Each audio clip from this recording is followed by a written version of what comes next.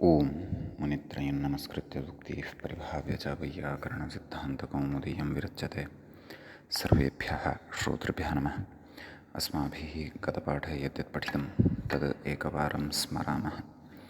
वयं वैयाकरणसिद्धान्तकौमुदी इत्याख्यस्य ग्रन्थस्य तत्र भ्वादिप्रकरणं पठन्तः स्मः। प्रकरणस्यास्य अस्माकं क्रमे तत्र 30तमः पाठः गतपाठः प्रवृत्तः।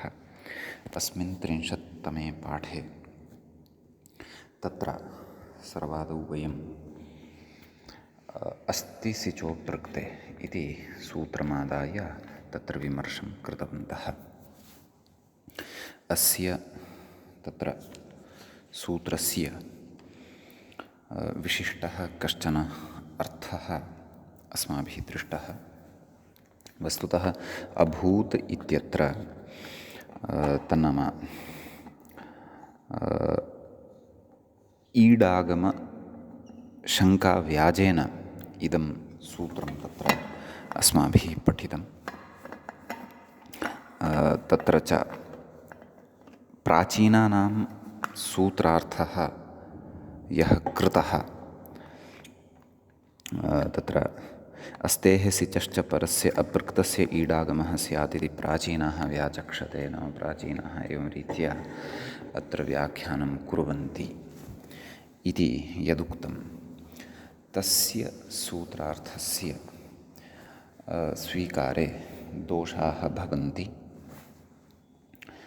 तत्र अगात् अस्थात् अपात् इत्यादिषु गातिस्था उभावभ्य सिचः परस्मैपदेषु इति सिचः लुक्यपि स्थानिवत्वेन सिचः परत्वात् ईडागमः तत्र स्यात् इति तत्र आशङ्क्यते।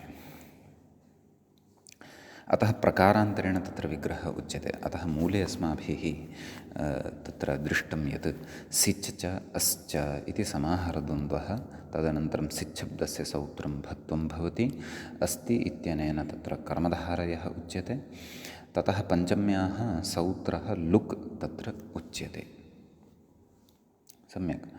ततः सूत्रार्थः अस्माभिः क्रियते। विद्यमानात् सिचः अस्तेश्च परस्य अपृक्तहलः ईडागमः स्यात् इति ईट् तु नेह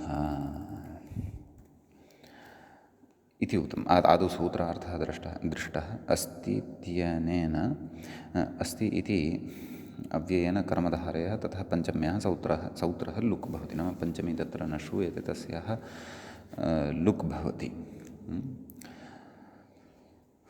तदनन्तरम् अयं सूत्रार्थः लब्धः वर्तते। नाम सिच् तत्र विद्यमानः अपेक्षितः। नाम यत्र सिचः लुक् जातः वर्तते सः न भवेत् इति। अतः तत्र उक्तम् इति ईट् नेह। नाम अत्र सिच् विद्यमानः एव नास्ति, एवं खलु।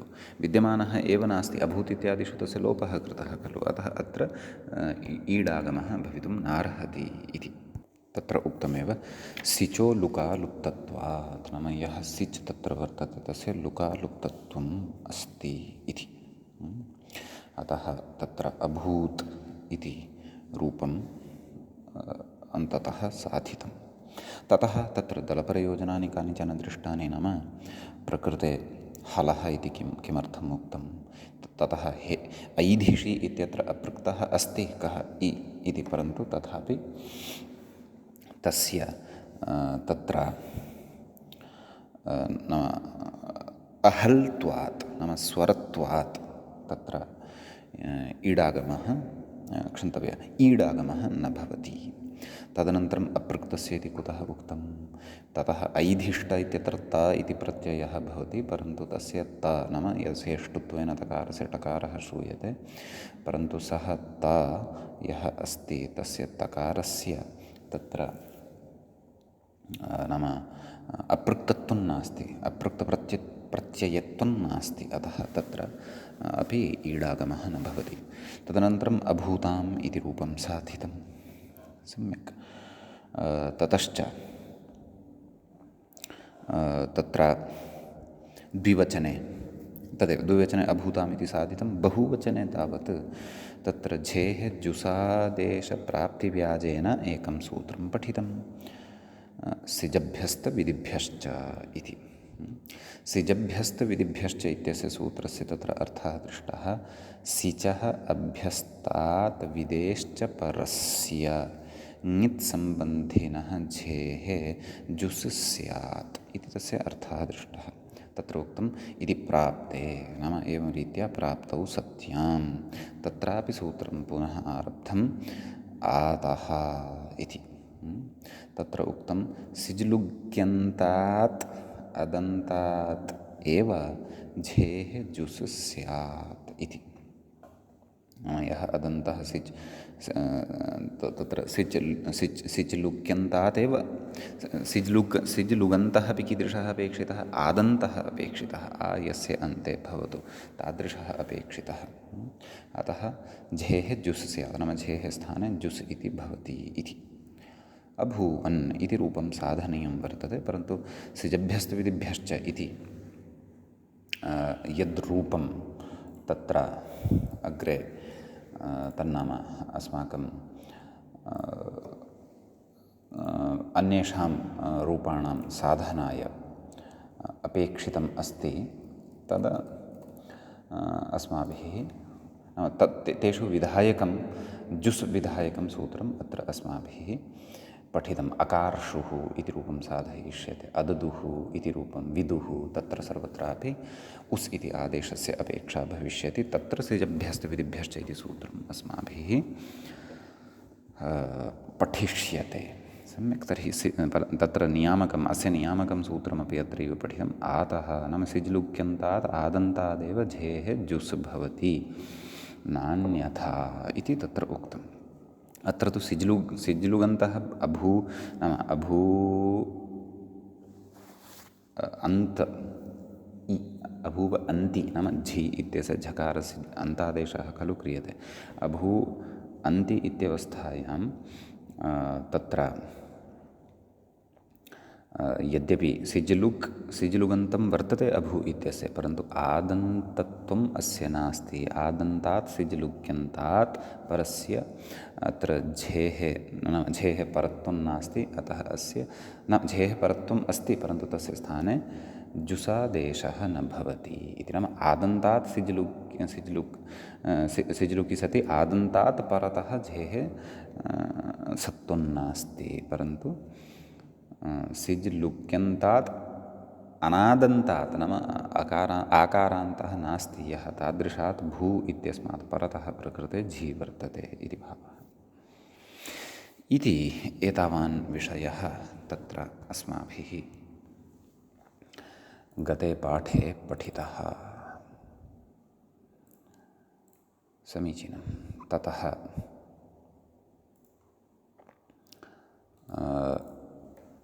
अग्रे अस्माभिः अधुना पठनीयं वर्तते।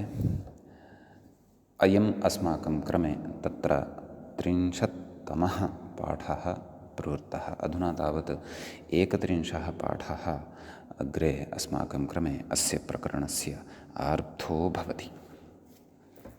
तत्र कथयति नाम अभूवन् अभूत् अभूताम् इति रूपद्वयं साधितं खलु। इदानीं बहुवचने अभूवन् इति रूपं साध्यमानं वर्तते। तत्र कथयति किं पश्यन्तु। झिः अर्थात् भूधातोः झि प्रत्ययः, च्लिः भूधातोः विकरणप्रत्ययः, भूच्लि झि, चलेः सिच् आदेशः।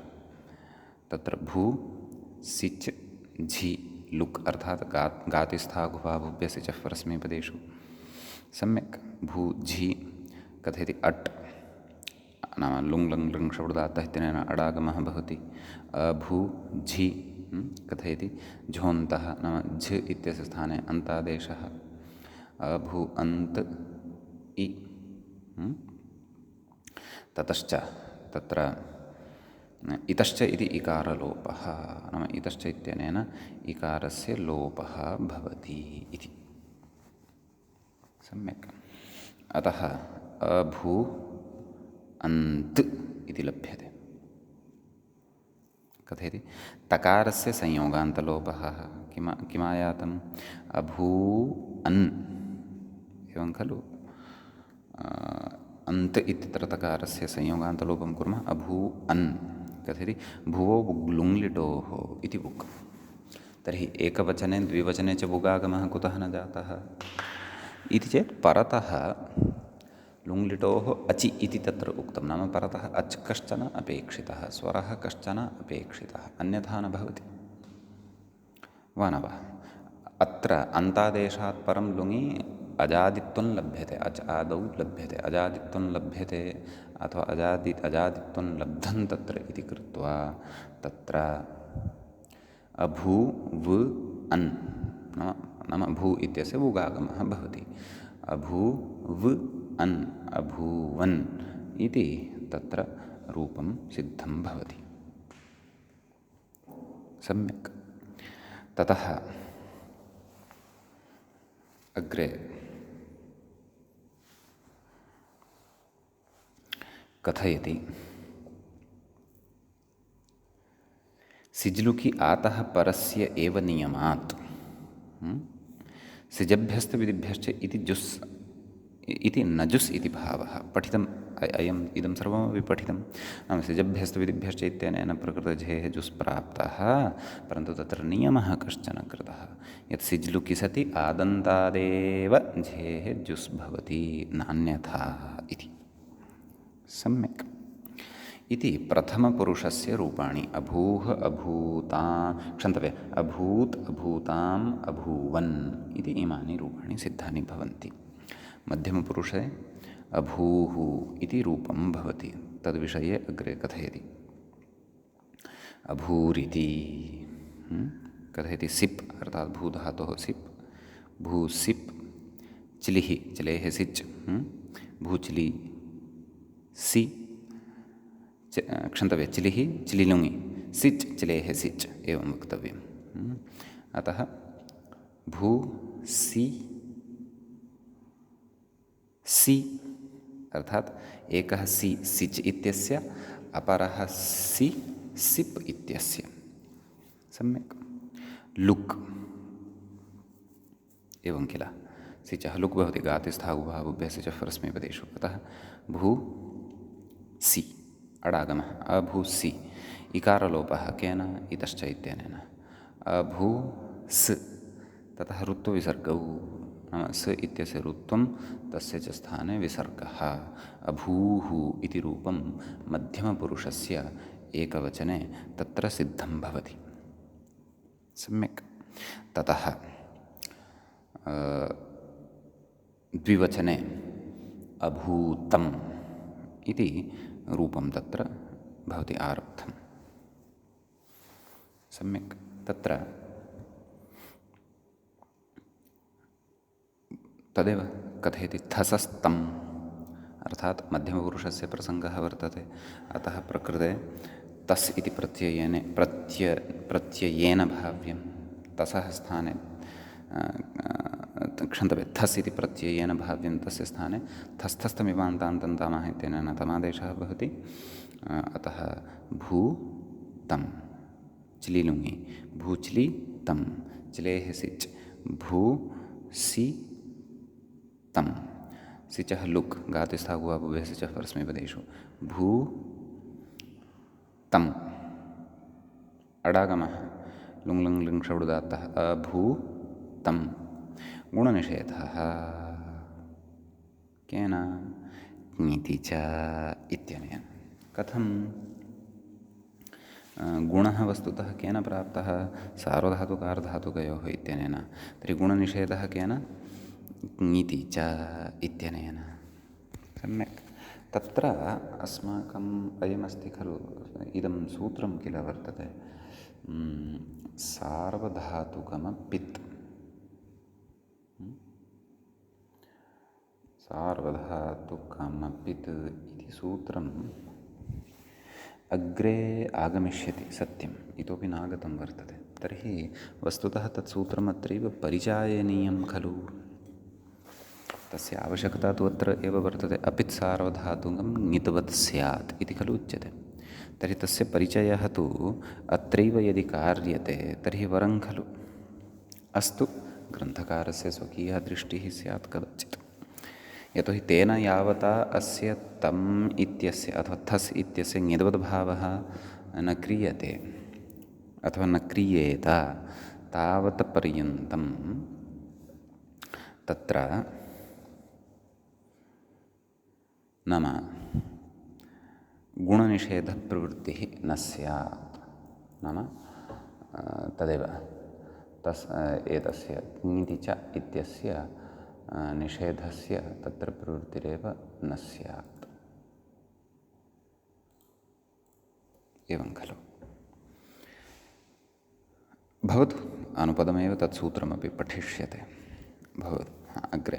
यदि भवन्तः अत्र नाम गुणनिषेधः इति ङिति च इति कथं प्रवृत्तं परतः कित् अथवा ङित्तु इति तु न लभ्यते, तदर्थं भवन्तः पूर्वमेव सार्वधातुकमपि इति सूत्रं द्रष्टुं शक्नुवन्ति सामान्यतया। अग्रे तस्य प्रयोजनं भविष्यति। किञ्च भवताम् अत्रत्यविषयस्य अपि स्पष्टीकरणं भवति। अथवा पूर्वसंस्कारः कश्चन सार्वधातुकमपि इत्यस्य सूत्रस्य वर्तते तर्हि तु क्लेशः एव तत्र नास्ति। सम्यक्।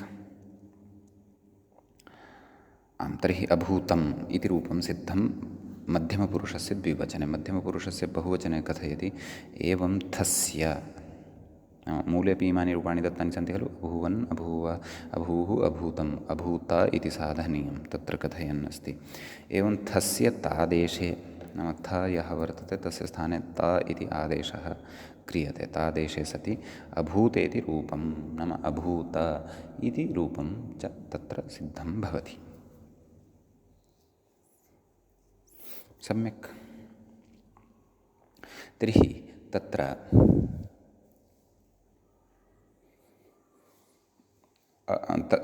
तदेव थस्य त आगच्छति। भूत, भूच्लीत, भूसिचत, सिचः लुक्, भू अडागमश्च अभूत। तावदेव। गुणनिषेधः अत्रापि ङिति च इत्यनेन द्रष्टव्यः। मध्यमपुरुषस्य एकवचने अमादेशः नाम मिपः अमादेशः किञ्च भूधातोः भुगागमश्च विशेषः। यतोहि प्रकृते अच्परकत्वं लभ्यते अमादेशात् परम्। अतः एव कथयन् अस्ति किं मिप् अर्थात् भू मिप्। अम् अर्थात् तस्तस्थमिपान्तान्तन्तामः भू अम्। च्लिः भूच्लि अम्। सिच् भूसिच् अम्। लुक् तस्य भू अम्। अडागमः अभू अम्। अम् इति अचपरकत्वं लब्धं अजादित्वं लब्धम् इति कृत्वा अधुना भुवो बुग्लुङ् लिटोः इति सूत्रं लिट्लकारे यत् पठितं तेन वुगागमः। अथ अभू व अम् अभूवम् इति च रूपं मध्यमपुरुषस्य एकवचने सिद्धं भवति। मूलं प्रति इङ्गितं करोति अभूव इति। अभूव इति उक्तं खलु उत्तमपुरुषस्य द्विवचने। तत्र कथयति वस् भू वस्। सम्यक्। अडागमः अभूवस्। च्लिप्रत्ययः क्षन्तव्यः अडागमः पश्चात् भूच्लि वस्। चलेः सिच् भूसिच् वस्। सिचः लुक् भूवस्। अडागमः अभूवस्। नित्यङ्यतः इति सूत्रं पूर्वं पठितम् अस्माभिः। तेन सकारस्य लोपः गुणनिषेधश्च। अतः अभूव इति रूपं तत्र सिद्धं भवति। सम्यक् कथयति एवं मसि अभूम इति रूपं। भूमस् भूच्लि मस् भूसिच् मस् लुक् अडागमः अभूमस्। नित्यङ्गितः इत्यनेन सकारलोपः अभूम इति च रूपं तत्र सिद्धं भवति। एवं खलु। अग्रे कथयति अथ माङि लुङि विशेषमाह। इदानीं पूर्वम् अस्माभिः सूत्रद्वयं लुङ्लकारविषयविधायकम् इतोपि सूत्रद्वयं पठितमासीत् खलु। आहत्य तु त्रीणि सूत्राणि पठितानि। तत्र प्रथमं तु लुङ् इति पठितं। द्वितीयं भवन्तः स्मरेयुः, तत्र माङि लुङ् इति पठितं। उपपदे सर्वलकारापवादः लुङ् इति भवति, सर्वमपि लकारं प्रबाध्य। ततः तृतीयं सूत्रं तत्र पठितं स्मोत्तरे लङ् च इति। स्मोत्तरे माङि लङ् स्याल् लुङ् च इति चापि तत्र सूत्रम् अस्माभिः पठितं। सम्यक्। तत्र नाम अग्रे उक्तम् अथमाङि नुङि विशेषणाः इति अत्र कथयन्नस्ति व्याख्याता। कः विशेषः नाम अत्र इतोपि एकं सूत्रं पठनीयं वर्तते, तदा एव तत्सूत्रद्वयमपि सम्पूर्तिं प्रति गमिष्यति। तर्हि किं तत् सूत्रम् इत्येतत् सूत्रं पठ्यते किं नमाङ्योगे इत्यस्ति। सम्यक्। तत्र न इति अव्ययं भवति। सम्यक्। माङ् योगे इति तत्र सप्तमी विभक्तेः एकवचनान्तं भवति। सम्यक्। माङः योगः माङ्योगः अथवा माङा योगः माङ्योगः। सम्यक्। तस्मिन् माङ्योगे एवं रीत्या तत्र किं किम् अत्र अनुवर्तते तद्द्रष्टव्यं वर्तते। कथयिष्यति अग्रे व्याख्याता। आदौ कथयति शेषपूर्णेन सूत्रं व्याचष्टे, नाम शेषपूर्णेन एतत् सूत्रं व्याख्याति इति। एवं खलु। किम् अडाटौ नस्तः इति वयं पश्यन्तः स्मः। षष्ठम् इदं सूत्रं वर्तते, आभीयं भवति इदं सूत्रं। षष्ठाध्यायस्य चतुर्थपादस्य चतुस्सप्ततितमं सूत्रमिदं भवति। अडाटौ नस्त इत्युच्यते। तर्हि कथम् अयम् अर्थः लभ्यमानः वर्तते पश्यन्तु। कथयति अग्रे लुङ् लङ् लृङ् षबुदात्तः इत्यतः आडजादीनाम् इत्यतश्च तदनुवृत्तेरिति भावः। नाम लुङ् लङ् लृङ् षबुदात्तः इत्यस्मात् सूत्रात् अट् इत्यनुवर्तते, आडजादीनाम् इत्यस्माच्च सूत्रात् आट् इति तत्र अनुवर्तते इति भावः। समीचीनम्। अतः तत्र सूत्रार्थः एवं भवति अडाटौ नस्तः नाम माङ्योगे सति अडागमोऽपि न भवति आडागमोऽपि न भवति इति भावः। अतः माङायोगे सति यदि लुङ् प्रयुक्तः तर्हि सः लुङ् तत्र अडागमं नार्हति अथवा अडागमः तत्र न भवति इति भावः। सम्यक्। ततः अग्रे कथयति आम्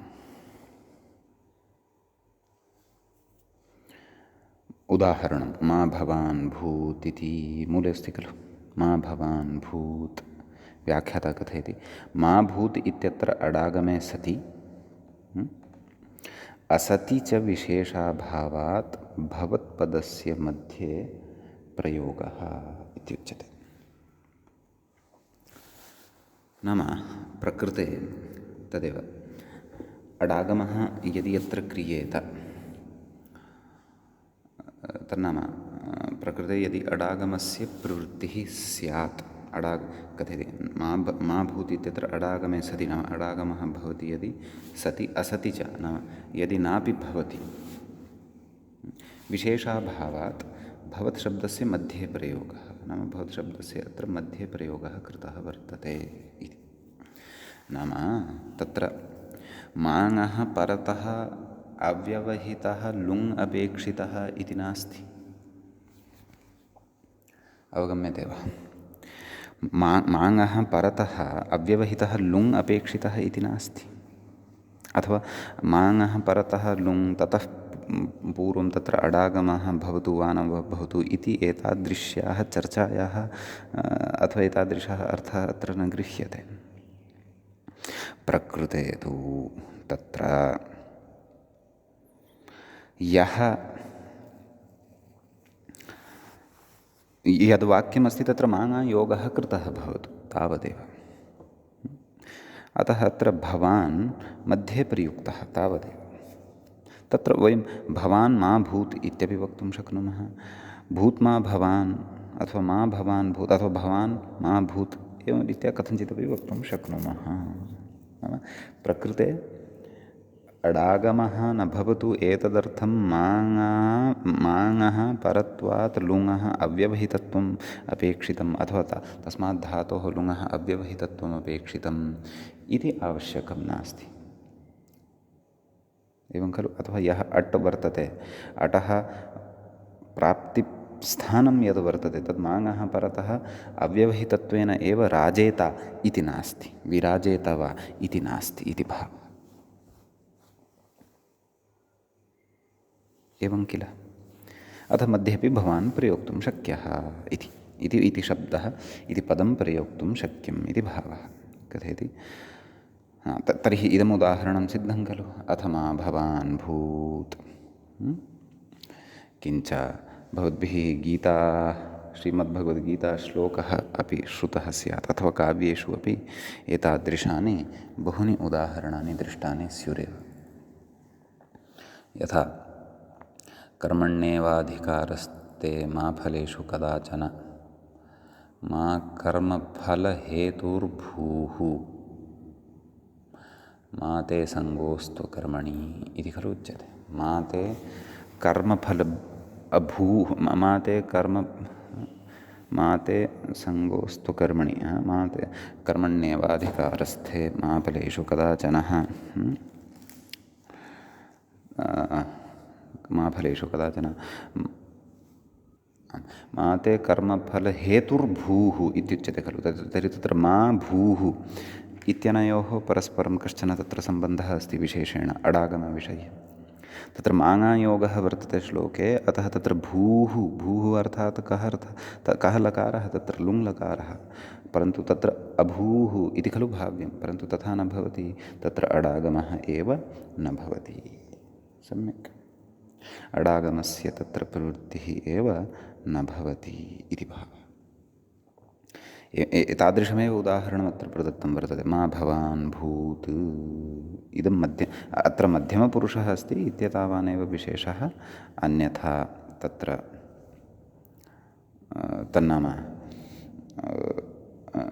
नैव भूत् इति प्रथमपुरुषस्य एकवचनं वर्तते, अन्यथा अन्येषु अपि वचनेषु पुरुषेषु च अत्र प्रयोगाः अस्माभिः निश्चयेन व्यवहर्तुं शक्याः एव। समीचीनम्। अस्तु। ततः तत्र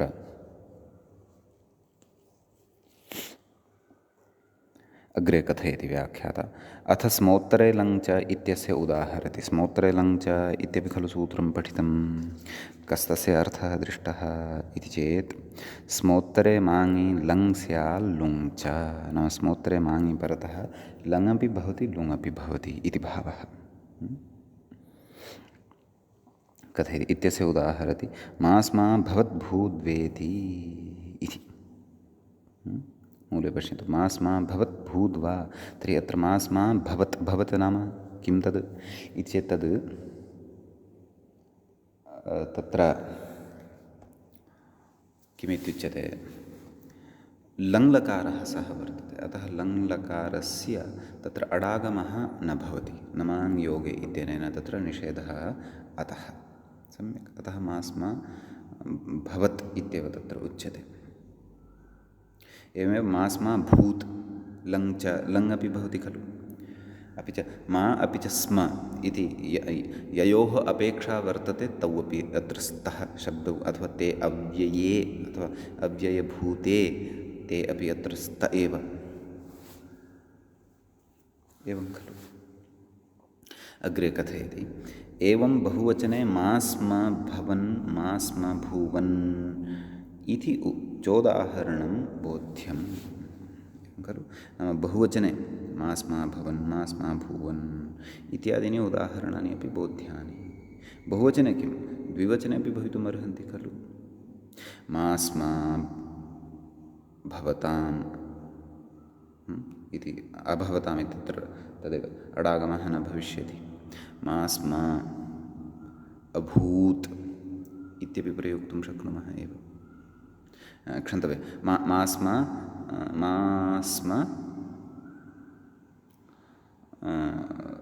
भवन् भूवन्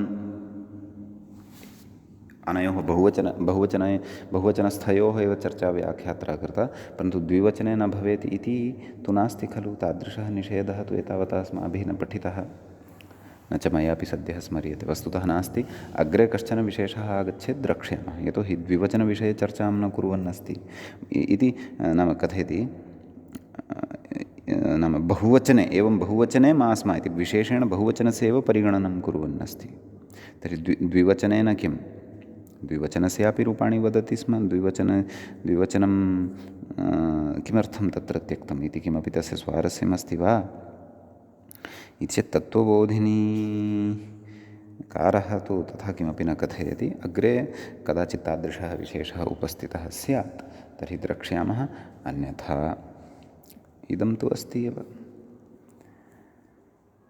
सम्यक्, अस्तु। ततः कथयति इति लुङ् प्रक्रिया, नाम लुङि एवं रीत्या अस्माभिः तत्र प्रक्रिया बोध्या। सम्यक्, तर्हि एकवारं पुनः तत्र रूपाणाम् आवृत्तिं कुर्मः। इति चेत् अभूत् अभूताम् अभूवन्, सम्यक् इति प्रथमपुरुषः, अभूः अभूतम् अभूत इति मध्यमपुरुषः, अभूवम् अभूव अभूम इति च उत्तमपुरुषः अत्र भवति। उत्तमपुरुषस्य रूपाणि अत्र सिद्धानि भवन्ति। सम्यक्, इदानीं वयं भूधातोः तत्र भूधातुना सम्बद्धम् अन्तिमं लकारं पठिष्यामः। स च लकारः भवति लृङ्लकारः। लृङ्लकारविधायकं सूत्रम् आदौ अस्माभिः पठनीयं वर्तते। तदनन्तरं तत्र कः विमर्शः, कः विशेषः प्रक्रियायां वर्तते, सः सर्वोऽपि विशेषः अस्माभिः द्रक्ष्यते। सम्यक्, सूत्रमादौ पठामः। सूत्रं वर्तते लिङ् निमित्ते लृङ् क्रियातिपत्तौ इति। तत्र सूत्रस्य पदपरिचयः आदौ ज्ञेयः। तत्र लिङ् निमित्ते इति भवति प्रथमं पदं। तन्नाम सप्तमी विभक्तेः एकवचनान्तम् इदं पदं भवति। द्वितीयं पदं भवति लृङ्, एवं खलु। इदं प्रथमान्तं पदं भवति, प्रथमाविभक्तेः एकवचनान्तं। ततः क्रियातिपत्तौ इति तृतीयं पदं भवति। सप्तमीविभक्तेः एकवचनान्तम् इदं पदं भवति। सम्यक्, प्रकृते विग्रहः कथम् इति चेत् लिङ्गः निमित्तं लिङ् निमित्तं, तस्मिन् लिङ् निमित्ते षष्ठी तत्पुरुषसमासः अत्र अस्ति। ततः क्रियायाः अतिपत्तिः क्रियातिपत्तिः इत्यत्रापि षष्ठी तत्पुरुषसमासः एव अस्ति। तस्यां क्रियातिपत्तौ एवं रीत्या अत्र विग्रहः ज्ञेयः। अग्रे कथयति, नाम व्याख्याता किं कथयति तत् पश्यामः। कथयति हेतुहेतुमतोर्लिङ् इच्छार्थेषु लिङ् लोटौ इत्यादि लिङ् निमित्तं लकारप्रक्रियायां स्पष्टी भविष्यति। अस्तु, एतां पङ्क्तिं पश्चात् पश्यामः। परन्तु प्रकृतसूत्रं प्रति नाम लिङ्निमित्ते लृङ्क्रियातिपत्तौ इति सूत्रं प्रति तत्र किं किम् अनुवर्तते, कथम् अस्य सूत्रस्य अर्थः पूर्तिं गच्छति, तत् अस्माभिः द्रष्टव्यं वर्तते। तत्र अग्रे कदाचित् कथयेत् व्याख्याता वदिष्यति, नाम भविष्यति मर्यादावचने वरस्मिन् इति किञ्चन सूत्रं, तस्मात् सूत्रात् प्रकृते तत्र लिङ्निमित्ते क्षन्तव्यं भविष्यति इत्यस्य अनुवर्तनं भवति। सम्यक्। तत्र सूत्रार्थः करिष्यते, परन्तु ततः पूर्वं व्याख्यात्रा पङ्क्तिः उच्यमाना अस्ति, तां पश्यामः। हेतुहेतुमतोर्लिङ् इच्छार्थेषु लिङ्लोटौ, एवं खलु कथयति, इत्यादि लिङ्निमित्तं लकारप्रक्रियायां स्पष्टी भविष्यति। नाम लिङ्निमित्तं किम् अस्ति, लिङ्निमित्ते लृङ्क्रियातिपत्तौ इति खलु कथितवान्, परन्तु लिङ्निमित्तम् अस्ति किम्? वस्तुतः लिङ्निमित्तम् अत्रैव बोधनीयं, यतोहि लिङ्निमित्तं यदा अवगतं भवति ततः परमेव प्रकृतसूत्रम् अपि अवगतं खलु स्यात्, वा न वा? परन्तु कदाचित् आचार्यः बोधयिष्यति अध्यापयितॄणां कृते, अतः अधुना साक्षात् नोक्तवान्। अथवा सद्यः अत्र लृङ्लकारस्य यानि क्रियापदानि भवन्ति तानि क्रियापदानि अत्र पठेयुः छात्राः अथवा पाठकाः, अत्र जानीयुः, प्रक्रियां जानीयुः। लिङ्निमित्तत्वं किं भवति इति लकारप्रकरणे अस्माभिः स्पष्टीकरिष्यते, अथवा तेषां स्पष्टता सा तत्र स्वत एव भविष्यति इति तत्र कथयन्नस्ति। लकारार्थप्रक्रिया च वयं दशगणीं समाप्य ण्यन्तं सन्नन्तं यङन्तम् इत्यादीन् यङ्लुवन्तम् इत्यादीन् प्रकरणान् च समाप्य सर्वान् ते पठिष्यामः, एवं खलु। नाम स्वरवैदिकप्रकरणाभ्यां पूर्वं पठिष्यामः, सर्वान् ते तु स्वरवैदिकप्रकरणयोः स्थितिः भवति ग्रन्थे। सम्यक्। अस्तु, कथयति भविष्यत्यर्थ इति। नाम सूत्रार्थः कृतः खलु, हेतुहेतुमद्भावादि लिङ्निमित्तं तत्र भविष्यति अर्थे लृङ् स्यात् क्रियायाः अनिष्पत्तौ गम्यमानायाम् इति उच्यते, एवं खलु। तत्र भविष्यति मर्यादावचने वरस्मिन् इत्यतः भविष्यति इत्यनुवर्तते इत्युक्तमेव, एवं खलु। कथयति तदेव, भविष्यति मर्यादावचने इत्यतः तदनुवृत्तेरिति भावः इति, एवं किल। अग्रे कथयति, क्रियातिपत्तिं व्याचष्टे, नाम क्रियातिपत्तिः नाम का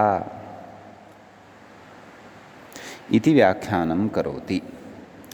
क्रियायाः अनिष्पत्तौ, मूले उक्तं खलु, क्रियायाः अनिष्पत्तौ गम्यमानायां, नाम क्रियातिपत्तिः नाम क्रियायाः अनिष्पत्तिः इति। नाम क्रिया न जाता भवति, तत्र क्रियायाः निष्पन्नत्वम् एव न जायते। सम्यक्। अग्रे उदाहरणविषये चर्चां कुर्वन् अस्ति व्याख्याता, परन्तु अत्र अस्माभिः यथोद्देशपक्षम् आदाय एव तत्र अत्रैव किं नाम लिङ्निमित्तत्वं तदा इह एव स्पष्टीकर्तव्यं वर्तते। नाम किञ्चित् सामान्यतया, अधिकं न कथयामः, परन्तु सामान्यतया। तत्र सूत्रार्थः दृष्टः खलु।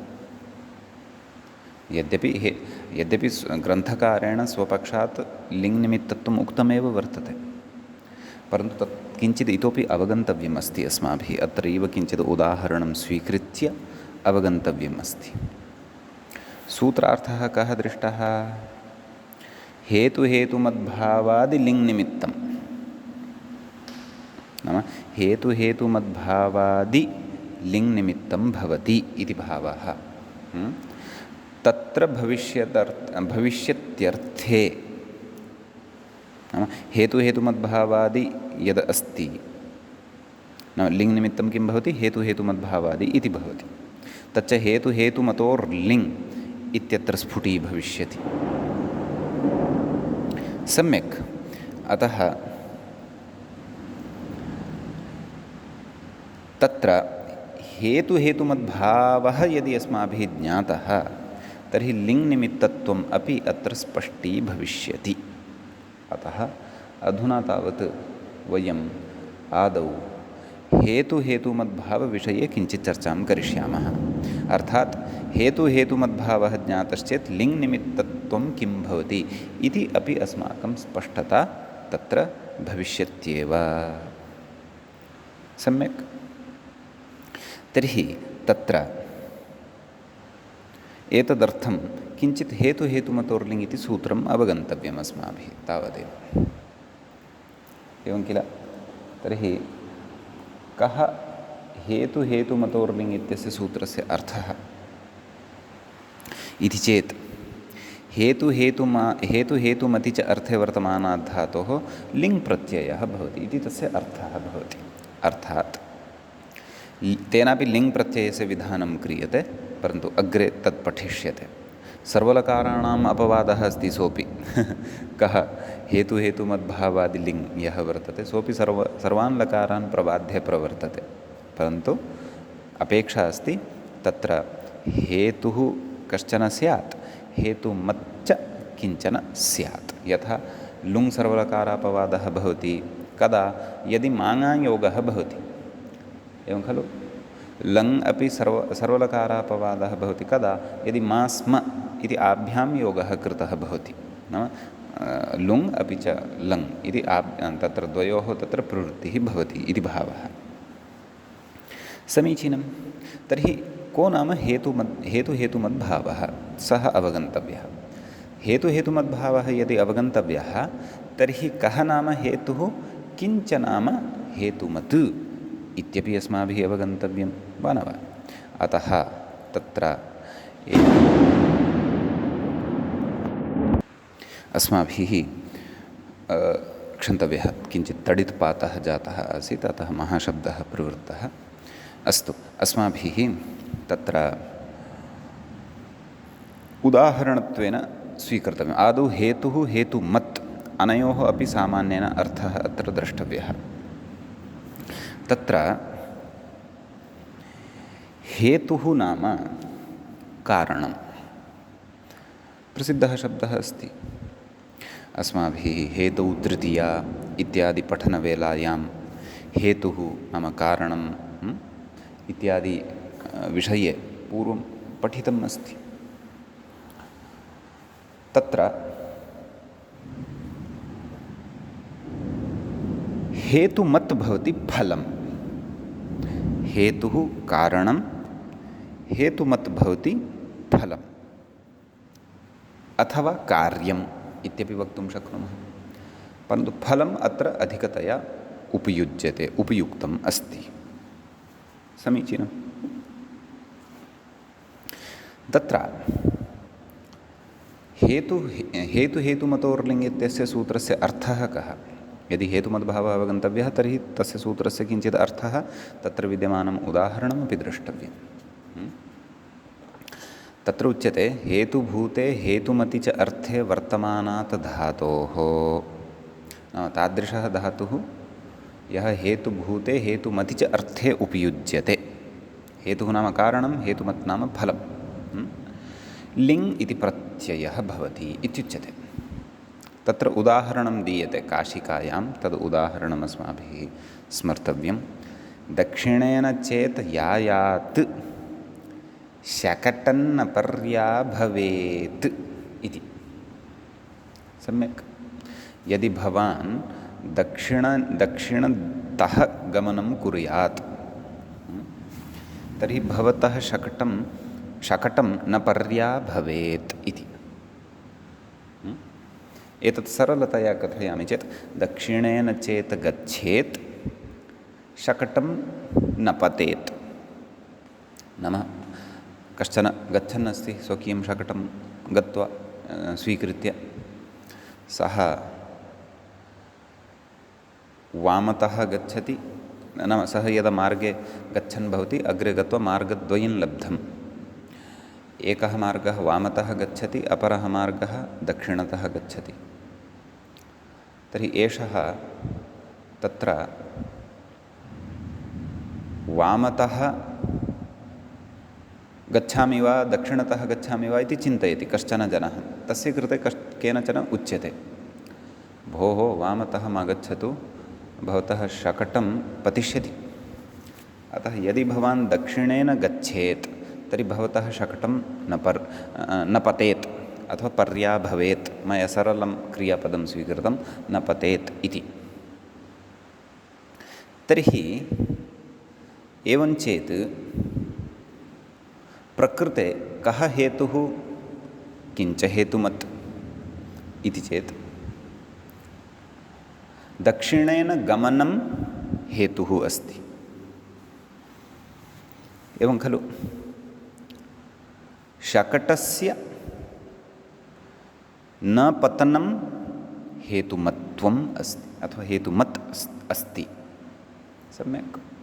तर्हि दक्षिणेन चेत् गच्छेत् इत्यत्र दक्षिणेन गमनक्रिया या वर्तते सा गमनक्रिया हेतुरूपा, अतः तत्र लिङ् भवति। सम्यक्। शकटं न पतेत्, एवं खलु, इति क्रिया तत्र फलरूपिणी भवति अथवा तत्फलम् अस्ति वा न वा? तत्फलम् अस्ति। अतः तत्र नाम हेतुमत्वम् अपि अस्ति, हेतुत्वम् अपि अस्ति। नाम हेतुः अपि अस्ति, हेतुमत्वम् अपि अस्ति। दक्षिणेन गमनं हेतुः, कारणं कस्यां क्रियायां कारणं? शकटस्य अपतनक्रियायां कारणम्। अतः तत्र लिङ् भवति। अयं च लिङ् सर्वलकारापवादः भवति। अयं हेतुमद्भावः भवति इति तु एकम् उदाहरणम् उक्तम्। एवमेव नाम लिङ्गः निमित्तं, लिङ्गः कारणम् इति भावः। नाम लिङ्गः प्रवृत्त्यर्थं तत्र तृतीयाध्यायस्य तृतीये पादे, एवं खलु,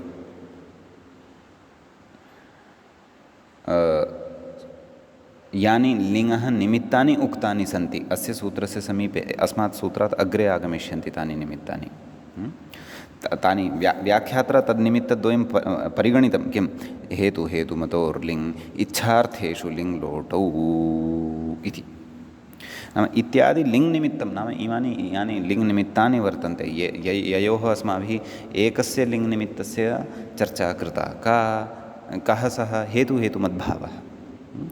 इच्छा तत् नाम सूत्रस्य स्पष्टीकरणं भवतु, तद् एतदर्थं। वस्तुतः तद् अग्रे विस्तरेण पठिष्यते लकारार्थप्रकरणे। अपि च तत्र अपरमुक्तं खलु, इच्छार्थेषु लिङ्लोटौ, तद्विषये अपि तत्रापि लिङ्गः निमित्तत्वं यद् उक्तं वर्तते तद्विषये वयम् अग्रे द्रक्ष्यामः।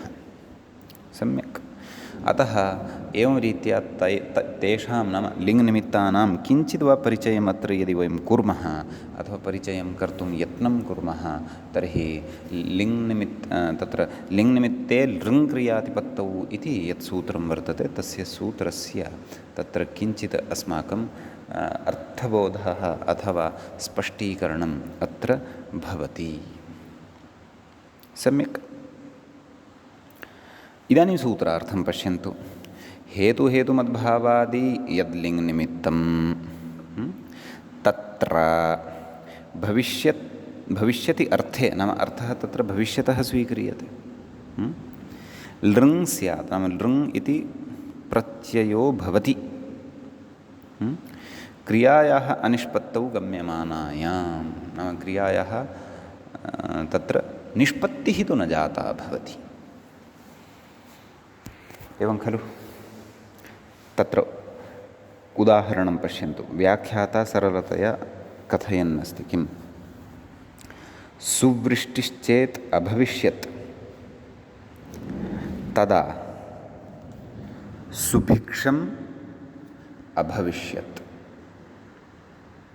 उभयत्र तत्र अभविष्यत् इत्यस्य एव प्रयोगः कृतः वर्तते ग्रन्थ व्याख्यात्रा। सम्यक्। नाम तत्र समीचीना वृष्टिः यदि भवति स्म तदा सुभिक्षं भवति स्म। एवं खलु। सुभिक्षं नाम सुलभभैक्ष्यद्रव्यं नाम सन्यासीनां कृते ब्रह्मचारिणां कृते दातुं पर्याप्तं भैक्षं भवति स्म, पर्याप्तं धान्यादिकं सर्वं भवति स्म इत्यर्थः। एवं खलु। अतः परन्तु वृष्टिरेव न जाता, अतः कृत्वा सुभिक्षमपि नास्ति। तर्हि पश्यन्तु, सुवृष्टिश्चेत् अभविष्यत् तदा सुभिक्षम् अभविष्यत्। तर्हि अत्र हेतुमद्भावः वर्तते। हेतुः कः? सुवृष्टेः भवनं नाम जायमानत्वं। सुवृष्टिरूपिणी या क्रिया अस्ति सा, परन्तु सा तु न जाता, यतोहि क्रियायाः अनिष्पत्तिः अपेक्षिता, सा न जाता भवतु। तर्हि किमुच्यते? सुभिक्षम् अभविष्यत्। एवं खलु। अतः सुभिक्षमपि न अभूत्। नाम क्रियायाः सर्वात्मना अनिष्पत्तिरेव वर्तते। एवं खलु। अतः उदाहरणान्तरमपि स्वीकर्तुं शक्नुमः। यदि समये आगमिष्यत् तर्हि भोजनम् अलप्स्यत। एवं खलु। अत्र उभयत्र आगमिष्यत् अलप्स्यत इति लृङ्लकारः।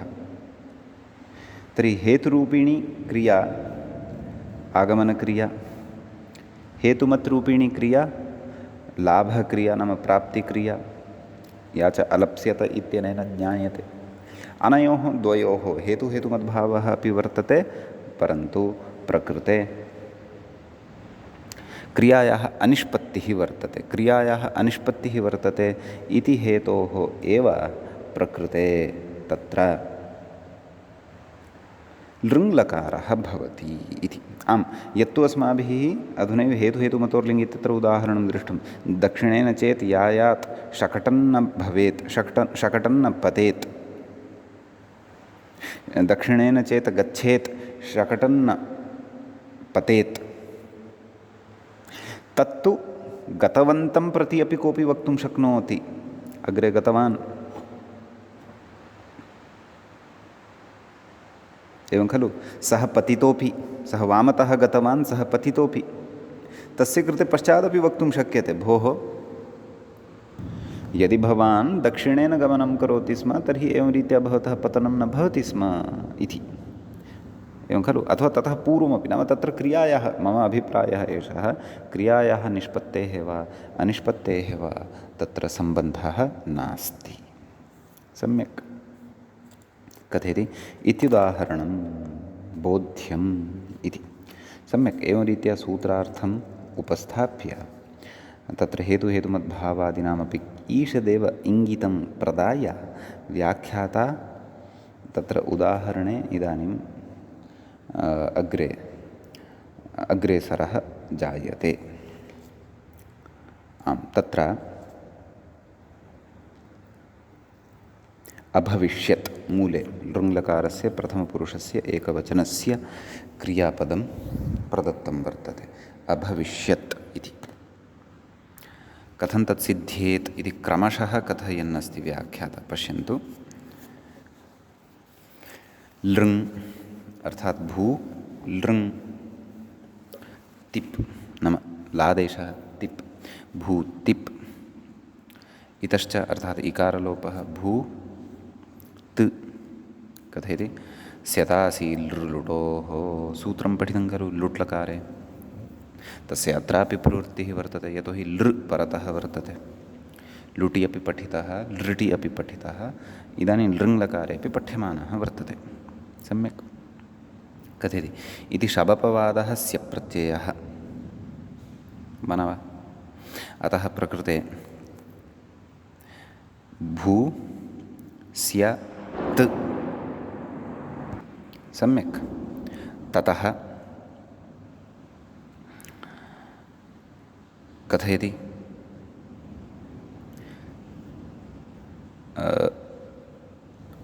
स्य इति विकरणप्रत्ययः जातः खलु भूस्यत् अट् कथयति अट् नाम लुङ् लङ् लृङ् शब्दुदात्तः तत्र लृङः अपि परिगणनं कृतम् अतः अभूस्यात् कथयति वलादिलक्षण इट् नाम आर्धधातुकस्य इडवलादेः इत्यनेन सूत्रेण इडागमः भवति। अभू इ स्यात् कथयति गुणावादेशौ नाम धातोः गुणः सार्वधातुकार्धधातुकयोः इत्यनेन। अतः अभो इ स्यात् अवादेशः ओकारस्य अवादेशः अभव इ स्यत अभविष्यत क्षन्तव्यम् अभविष्यत् तदनन्तरं षत्वं केन आदेशप्रत्यययोः इत्यनेन षत्वं भवति अभविष्यत् इति प्रथमपुरुषस्य एकवचने रूपं सिद्धं भवति। सम्यक् ततः अग्रे द्विवचने किं रूपं भवति मूले किं रूपं दत्तमस्ति पश्यन्तु अभविष्यताम् इति रूपं प्रदत्तं वर्तते। तत्र कथयति व्याख्याता तसस्तामादेशः नाम भू तस् तस्थस्थमिवान्तान्तां तामः भू ताम् सम्यक् स्यः एवं किल भू स्य ताम् अड् नाम अडागमः अट् अभू स्य ताम् इट् नाम स्य इत्यस्य इडागमः अभू इ स्य ताम् गुणावादेशौ एवं खलु अभो इ स्यताम् अवादेशः एचो अवयवः अभव इ स्यताम् अभविष्यताम् एवं खलु। तदनन्तरं षत्वम् इत्युक्तं नाम षत्वमपि भवति। अतः अभविष्यतां षत्वं तु प्रायः सर्वत्रापि भविष्यति यतोहि निमित्तानि सर्वाणि तानि तानि लभ्यन्ते षत्वार्थम्। आम् तर्हि बहुवचने किं रूपं दत्तं मूले अभविष्यन् इति कथयति झि। तर्हि भू झि स्य भू स्य झि अडागमः अभू झि अभूस्य झि इडागमः नाम स्य इत्यस्य इडागमः आर्धधातुकस्य इडबलादेः अभू ईस्य झि गुणावादेशौ अभो ईस्य झि अवादेशः अभव ईस्य झि कथयति झोन्तः सूत्रं पूर्वं पठितं वर्तते एवं खलु। कथयति इति झेः अन्तादेशः इतश्च इति इकारलोपः एवं खलु। अभविष्य अन्ति अकारलोप अभविष्य अन्त कथयति तकारस्य संयोगान्तलोपः अभविष्य अन् षत्वम् अभविष्य अन् अतो गुणे पररूपम् अभविष्यन् इति रूपं सिद्धं भवति। सम्यक् इतः अग्रिमाणि रूपाणि अग्रिमे पाठे पठिष्यामः। अद्यतनपाठस्य अत्रैव उपसंहरणं कुर्मः। श्रौत्रार्हन्ति चणैर्गुण्यैर्महर्षिभिरहर्दिवं तोष्टूयमानोऽप्यगुणो विभुर्विजयतेतरां पूर्वार्धे कथितास्तुर्यपञ्चमाध्यायवर्तिनः प्रत्यया अथ कथ्यन्ते तृतीयाध्यायगोचराः। एवञ्च भुवादिप्रकरणस्य अस्य अस्माकं क्रमे एषः 31 पाठः सम्पन्नताङ्गतः। नमः सर्वेभ्यः श्रोतृभ्यः।